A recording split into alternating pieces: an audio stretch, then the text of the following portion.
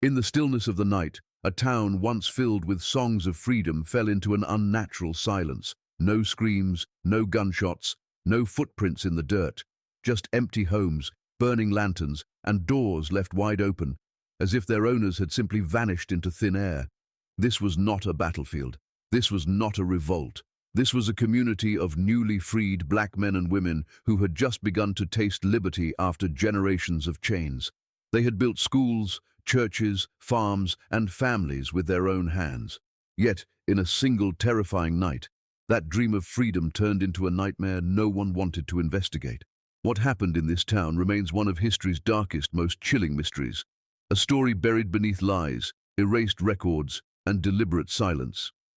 Tonight, we step into that forgotten darkness. If stories like this matter to you, make sure to subscribe and hit the bell so history is never erased again. Comment below where you're watching from. Your voice keeps these lost stories alive. In the trembling months after emancipation, freedom did not arrive like a trumpet blast, but like a storm leaving debris everywhere. Formerly enslaved men and women walked roads that had once been corridors of captivity, carrying little more than bruised bodies, broken families, and memories that bled through their dreams. Some searched for lost children, others for graves, and many for a place where the ground would not betray them. They moved in small bands at dusk, wary of every rustle in the trees, knowing that the end of slavery did not mean the end of hatred. Nights were spent beneath open skies, listening to dogs in the distance and wondering whether dawn would bring sanctuary or violence. Out of that wandering despair emerged a fragile decision to stay together. A group of families pooled what scraps they had, trading labor for land on a stretch of soil that white owners no longer considered valuable. It was swampy in places, scarred by old plantations in others, but it was theirs in a way nothing had ever been before. They marked boundaries with rough wooden stakes and prayers spoken in hushed voices. Ownership felt unreal, like a borrowed miracle, yet they clung to it because separation had already cost them too much. They began shaping a town from raw wilderness, cutting trees by hand and dragging timber through mud. Cabins rose slowly, uneven but sturdy, built with calloused palms and trembling hope. Paths were carved between homes that formed a loose circle around a small clearing where a church would later stand. Smoke curled from early hearths at dawn, mingling with mist that hovered low like a watchful spirit. Every hammer strike carried both relief and fear, as if creation itself might summon retribution. Leadership formed organically among elders who had survived the harshest years of bondage. They met beneath a wide oak tree to settle disputes, plan harvests, and organize protection. Stories of raids, lynchings, and forced labor haunted their discussions, so they appointed lookouts to guard the roads at night. The town was not just a settlement, but a promise that they could govern themselves, even while knowing that power beyond their borders could crush them at any moment. A small schoolhouse appeared next, its walls made from reclaimed boards bearing the stains of past cruelty. Children who had once been forbidden to read traced letters in the dirt before daring to use paper. Their parents watched from outside, pride tangled with grief for the education they had been denied. Learning became an act of defiance, each word spoken aloud a crack in the legacy of chains. Yet lessons were often interrupted by distant gunshots or rumors drifting in with the wind. Farms spread outward from the homes, planted with corn, beans, and sweet potatoes that shimmered green under the sun. Families worked side by side, singing low songs that carried both sorrow and resilience. They traded crops among themselves, slowly building a shared economy that felt almost sacred. On market days, laughter briefly replaced dread, but eyes still scanned the horizon for riders who might bring danger.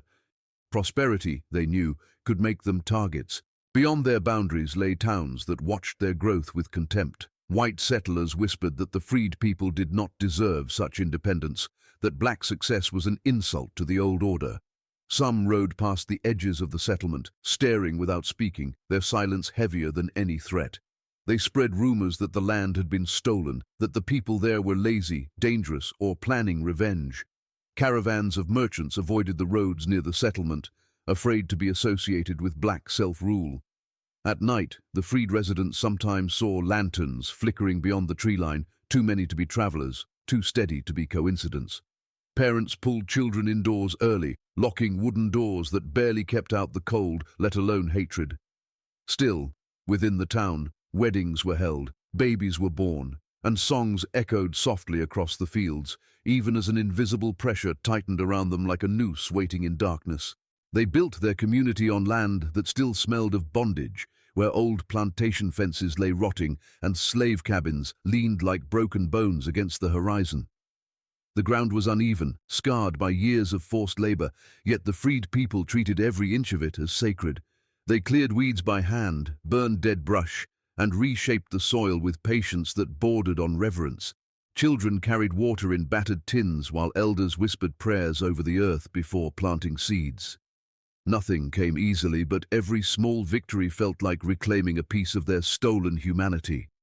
Even the air seemed to change as smoke from their hearths replaced the dust of the past. Homes multiplied slowly, each one a testament to endurance rather than wealth. Some were simple wooden cabins, others mud-walled shelters patched with tin and cloth. Inside, families hung scraps of fabric as curtains and arranged salvaged furniture like treasures. Walls bore scars of weather and time, yet they stood proudly as symbols of independence. At night, lantern light glowed through cracked windows, creating islands of warmth in a landscape that had long been cold and hostile. Neighbors visited one another freely, sharing stories, food, and comfort in a way they had never been allowed to do before. A small church rose at the heart of the settlement, built from reclaimed planks stained with history. It became more than a place of worship. It was their refuge, their meeting hall, their collective heartbeat. On Sundays, voices lifted in hymns that carried across the fields like distant thunder. Some cried openly as they sang, remembering years when worship had been forbidden or punished. Preachers spoke of deliverance and survival, but also warned of dangers beyond their borders. Even in prayer, fear and hope walked side by side. Education took root alongside faith, though it grew in fragile conditions. A one-room schoolhouse appeared at the edge of town, its roof patched repeatedly against storms. Formerly enslaved teachers, many self-taught, instructed children with unwavering dedication. Chalk dust floated in the air like pale ghosts while young hands trembled over letters they had once been beaten for trying to learn. Parents gathered outside, listening through thin walls, believing that knowledge was their strongest shield against oppression. Economy emerged from cooperation rather than exploitation. Families traded crops, repaired tools for one another, and shared livestock when times were lean. A small market formed near the church where baskets of vegetables, handmade quilts, and carved wooden utensils changed hands. Laughter sometimes filled the clearing, brief and rare but powerful. Yet every transaction carried unspoken tension, a reminder that prosperity could provoke resentment from outsiders who saw their success as an affront. Despite hardship, cultural life blossomed in quiet ways. Storytelling nights became common, where elders recounted both suffering and survival beneath starlit skies. Music drifted through the settlement as fiddles, drums, and voices blended into mournful yet resilient melodies. Weddings were celebrated with humble feasts, and newborns were welcomed as living proof that their people would endure. These moments stitched the community together tighter than any fence. Still, the scars of slavery shaped everything they built. Many residents carried physical wounds, nightmares, and grief for family members never found. They spoke in lowered tones about nearby towns where freed people had been attacked or driven away. Watchmen were posted at dusk, and paths were kept clear for quick escape if needed.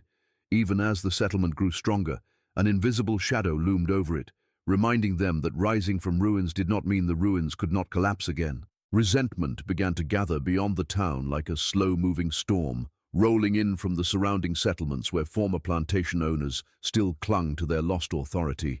These men rode past the edges of the freed land in polished boots and stiff collars, pretending to ignore the new homes rising on what they believed was their territory.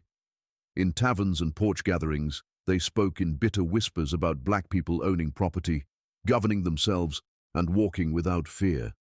Their words dripped with nostalgia for the old order, and with it a growing rage that freedom had slipped from their hands.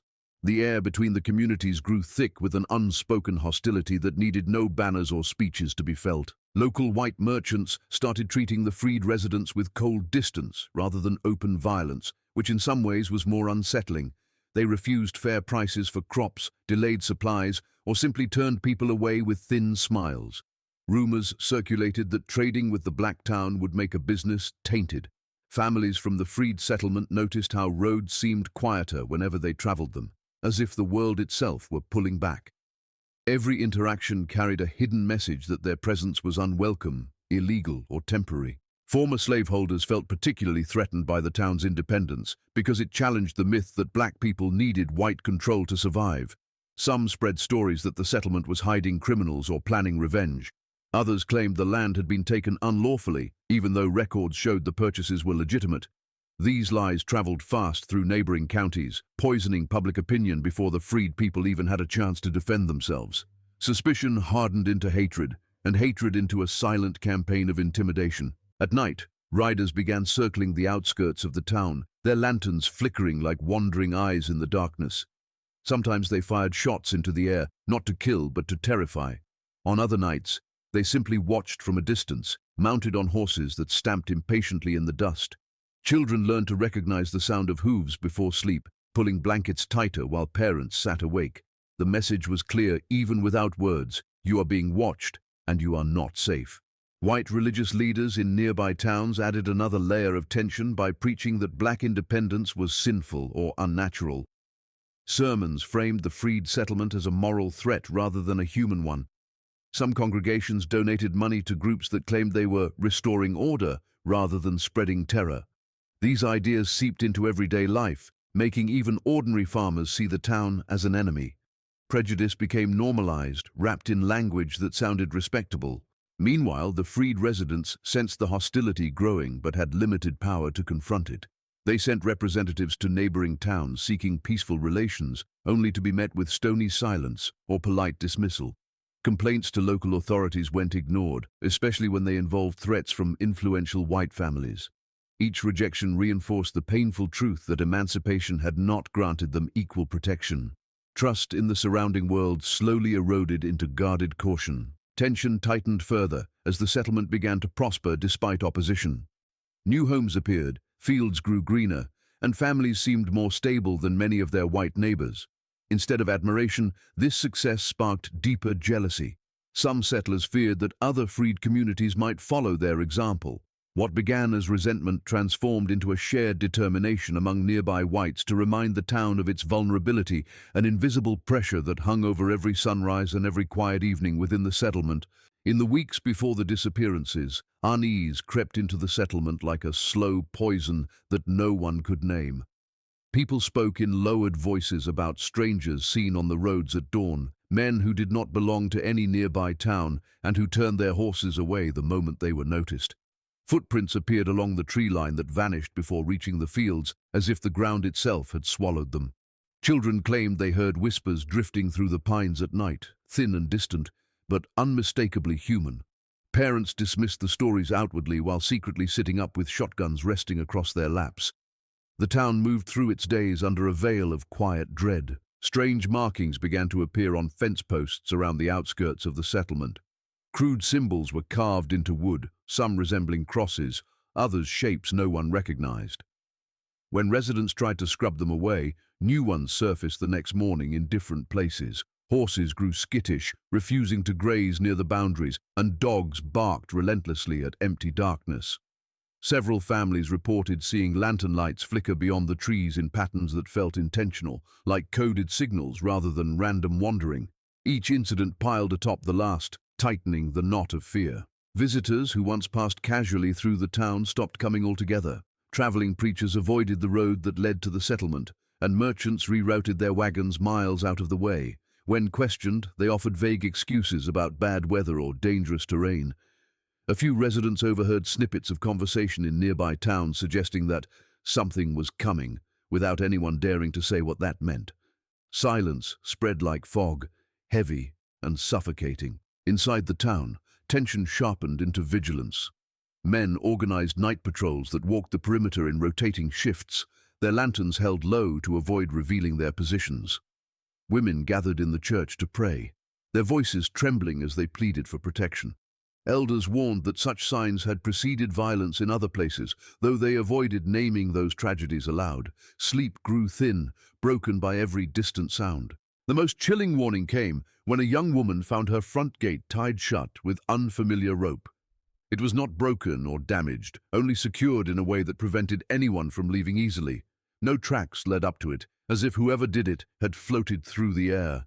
The family dismantled the gate in panic and burned the rope, but the memory lingered like a wound that refused to heal. After that night, doors were barred earlier and conversations hushed, even in daylight. Rumors drifted in from the outside world that secret meetings were taking place among white landowners in nearby counties. Some claimed they were discussing restoring order. Others whispered about removing a problem. A resident who worked as a laborer outside the town returned shaken, saying he overheard men laughing about a coming reckoning. He refused to repeat their exact words, staring instead at the floor as if afraid they might summon what he had heard. By the final days before the disappearance, the atmosphere had become unbearable. Animals fled the fields, smoke hung oddly low over the rooftops, and the night air carried a metallic scent no one could explain. Families packed small bundles of belongings in secret, unsure whether to flee or stand their ground. The town that had once hummed with quiet resilience now felt like a place holding its breath, waiting for a blow it could feel but not see. The night began like many others, deceptively ordinary, wrapped in a heavy blanket of stillness that felt unnatural rather than peaceful. The moon hung low and dull, as if it refused to fully light the earth. In homes across the settlement, families ate quiet suppers, lanterns flickering against rough wooden walls while children dozed beside dying hearthfires. A few men made their usual patrol along the outskirts, though their footsteps were slower, more cautious, as if the ground itself were breathing beneath them. Somewhere far off, a dog howled once and then fell silent, leaving an aching emptiness that settled over the town like dust. Close to midnight, witnesses would later claim that the air shifted, growing colder without wind. Smoke from chimneys bent sideways as though pushed by an invisible force. In several houses, lantern flames trembled violently before steadying again. Doors that had been securely latched creaked open on their own, then slammed shut. Livestock in the pens stamped and screamed, their panic rippling through the darkness. Still, no human cry pierced the night, only a growing sense that something unseen was moving through the settlement with calculated patience. The first signs of movement came not from within the town, but beyond its edges. Shadowed figures appeared along the tree line, standing too still to be mistaken for animals. Lanterns flickered briefly, revealing mounted men whose faces were hidden beneath hats and cloth.